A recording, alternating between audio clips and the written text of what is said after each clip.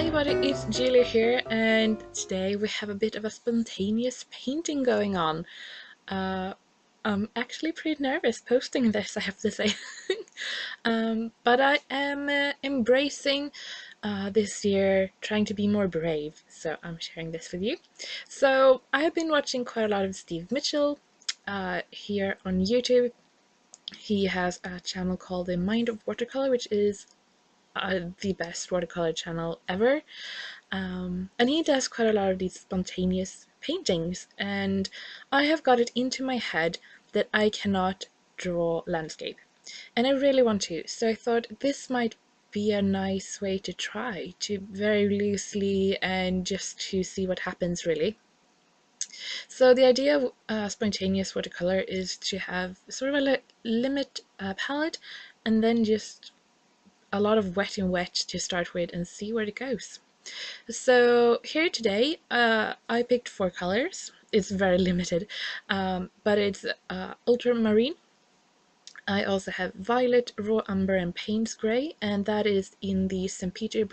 Petersburg White Night, and I am on Canson 300 grams paper. So yeah, I have started moving away from this sort of paper and going more to art and that sort of more cotton paper. But for a thing like this, I am still a bit too chicken to bring out the proper stuff. So yeah, but I mean, it held up fine, but I can really tell the difference. So yeah. Um, the palette that I used today, the colors I said, I was really inspired by the colors that we have outside now here in Sweden. It's very cold colors, but we have that sort of purplish undertone, and I really wanted to try to capture that. So yeah, I am really just trying to be very loose about this, and now I'm trying to get in some shapes, and yeah, I think it was really fun doing this sort of let's call it an exercise, shall we? Because it's definitely not a finished piece in any way. But it was really fun to do. A bit of anxiety, I have to say, but in a very good way. It was fun, and to see that you can sort of build up out of nothing. You sort of put its colors down and you see them move, and you try to pick up where they start, and that you just sort of take a note from where the colors end up. And I think if you watch Steve Mitchell, he's all about that, that if you give the watercolors the right options or the right förutsättningar. In English, what's that word? I don't know, it's the word. Conditions, the right conditions, they will really help you paint. They will do a part of that for you. Now, like I said, I'm not working on the best paper, but still I have a bit of movement and I have pretty nice colors, and I had really fun. So you can see that I sort of thought I had some trees and some rocks here in the foreground. Definitely going to need to work on my trees. Lord, they look so okay. Yeah,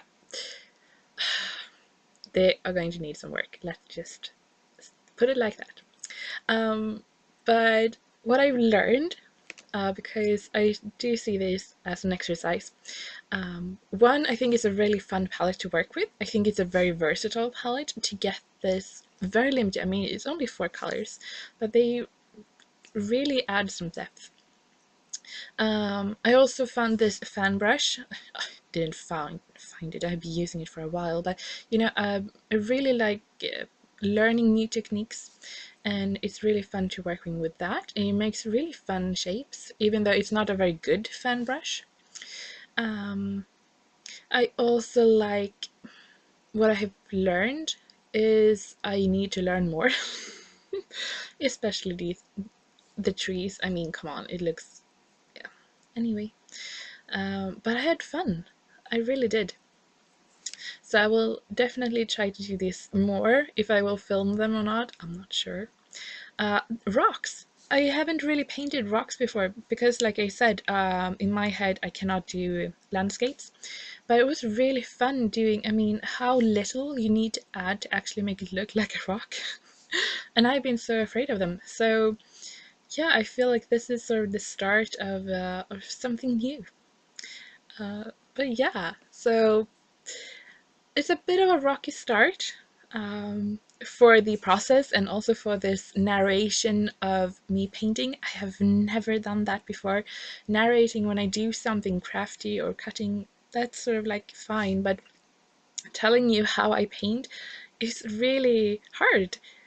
But I think it's a really good thing. I learn when I look back at this, and hopefully that will help me learn even more. So here we have the quote-unquote finished piece. Thank you so much for watching, and I hope to see you soon.